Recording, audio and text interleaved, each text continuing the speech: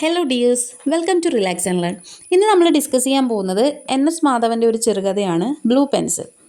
This work is an English translation of the story Thiruthu. ഇത് translate ചെയ്തതും N S. Madhavan തന്നെയാണ്.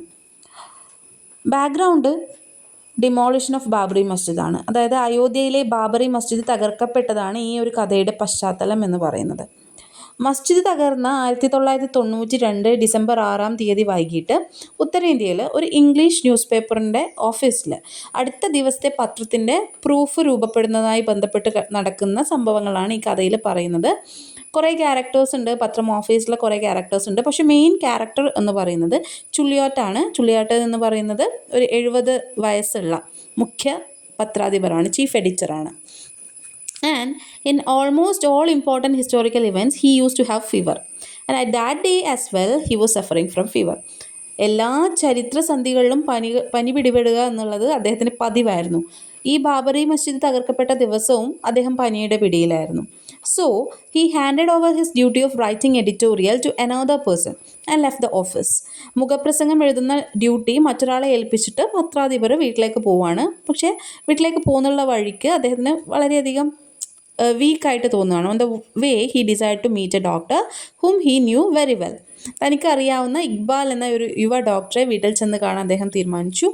ഡോക്ടറുടെ പരിശോധനയും കുത്തിവയ്പ്പും ചുള്ളിയാട്ടിന് ആശ്വാസം നൽകി. മുസ്ലിങ്ങളായിട്ടുള്ള ഡോക്ടറും ഭാര്യയും മസ്ജിദിൻ്റെ തകർച്ചയിൽ സഹതാപം അറിയിക്കാൻ എത്തുന്നവരെ കൊണ്ട് പൊറുതി മുട്ടിയിരിക്കുകയായിരുന്നു. അങ്കിൾ മാത്രമാണ് ഇന്ന് നടന്ന കാര്യത്തെക്കുറിച്ച് ഒന്നും സൂചിപ്പിക്കാത്ത ഞങ്ങളുടെ ഒരേ ഒരു ഹിന്ദു സുഹൃത്ത് എന്ന് പറഞ്ഞുകൊണ്ട് അവർ ചുള്ളിയാട്ടിന് നന്ദി പറയാണ്.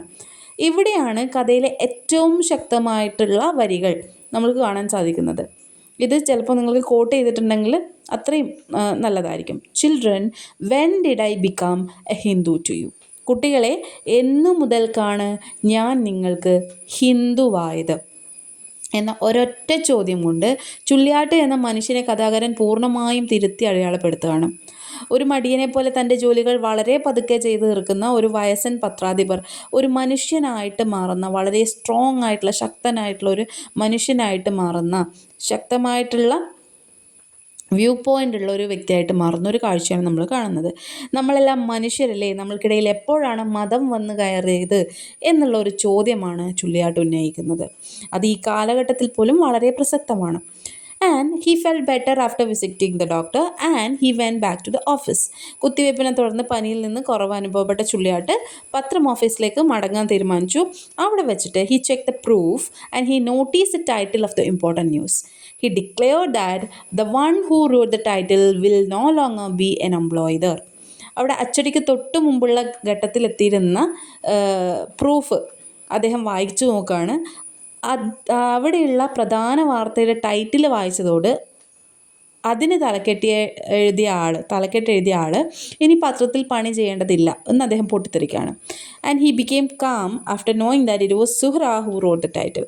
എന്നാൽ സബ് എഡിറ്റർ ആയിരുന്നുള്ള സുഹറയാണ് പ്രധാന വാർത്തയ്ക്ക് ആ തലക്കെട്ട് നൽകിയതെന്ന് സമ്മതിച്ചതോടെ പത്രാധിപർ ശാന്തനാവുകയാണ്.